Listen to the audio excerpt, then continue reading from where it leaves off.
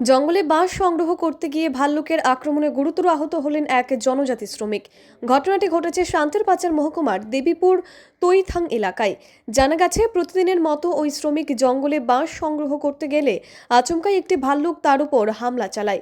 ভাল্লুকের কামড়ে গুরুতর জখম অবস্থায় তিনি জঙ্গলে পড়ে থাকেন। কিছুক্ষণ পর শ্রমিকের চিৎকার শুনে ছুটে আসেন পার্শ্ববর্তী এলাকার বাসিন্দারা। স্থানীয় লোকজন দ্রুত ঘটনাস্থলে পৌঁছে রক্তাক্ত অবস্থায় আহত শ্রমিককে উদ্ধার করে এবং তৎক্ষণাৎ চিকিৎসার জন্য শান্তিরবাজার জেলা হাসপাতালে নিয়ে যান।